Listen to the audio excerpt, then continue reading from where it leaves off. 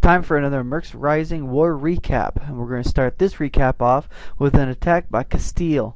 And one of the things I like about this attack is that it's not a typical dragon attack against a Town Hall 7. In fact, it's almost mass balloons here. We do have a couple dragons just to help push the high hit point damage through, but really it's essentially just mass balloons. He uses his Barb King to get the clan castler. The dragons come in to help take out the enemy clan castle, and then the balloons just start going around the base, surrounding them. The balloons were dropped a little far away. We could have dropped them a little closer to the base so they didn't have to travel as far.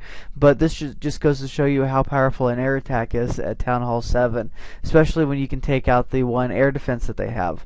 Balloons just surround, they go straight for the defenses first. There's not that many air targeting defenses. A couple of Teslas pop up and take out a couple balloons, but essentially they're no match for a squadron of balloons, or I guess you could call it a balloon parade. So congratulations, Castiel. This was a pretty neat way to see a town hall demolished. Haven't quite seen that many mass balloon parades before, and it's kind of nice to see something new and innovative. So it's also going to be a little bit cheaper than doing 10 dragons as well. So if you're hurting on elixir but you need to take out a Town Hall 7, taking level 4 balloons like this on a compact base might just do the trick. Alright, so good job, Castiel, on a 3-star and an innovative attack strategy. Let's go ahead and go on to our second attack of the day by Mo. Doing a really good job here with his dragons, getting them in.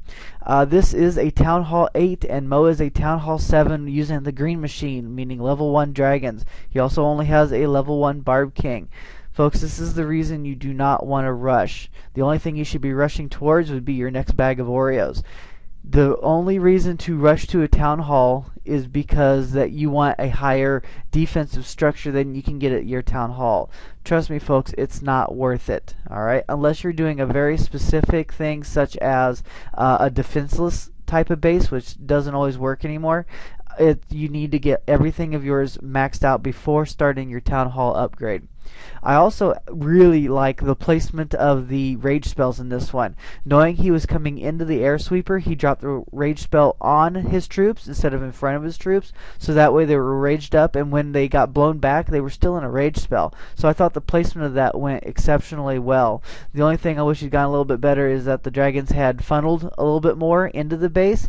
He did try to use his Barb King to help that, but it wasn't quite enough. But level 1's dragons did get the job done on this base, and it just goes to show you why you should not be rushing town halls.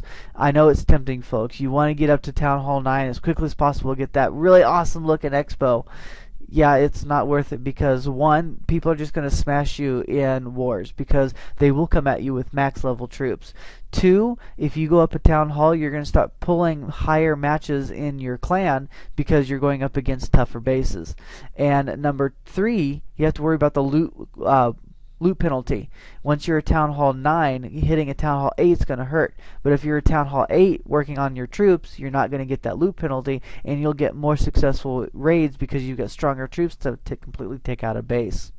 Speaking of completely destroying bases, here we have iblond doing a solid dragon attack against the Town Hall 7.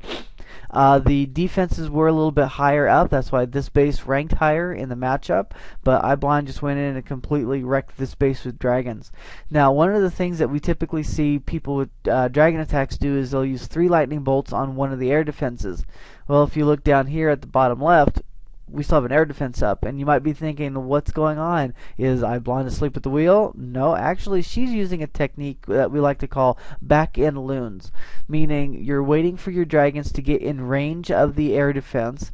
The air defense will start shooting at the dragon, and then you send your balloons in from behind, just like that.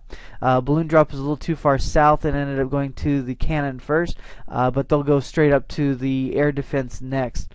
I also really like the placement of the Barb King on this one, it distracted the Wizard Tower and the Tesla for quite a long time, meaning that much less damage the balloons and the dragons are going to take. So really effective use of the Barb King here.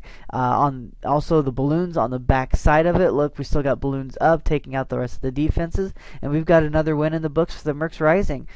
So make sure you hit the like button and the subscribe button at the bottom. Stay tuned for the latest updates, and don't forget to clash without fear.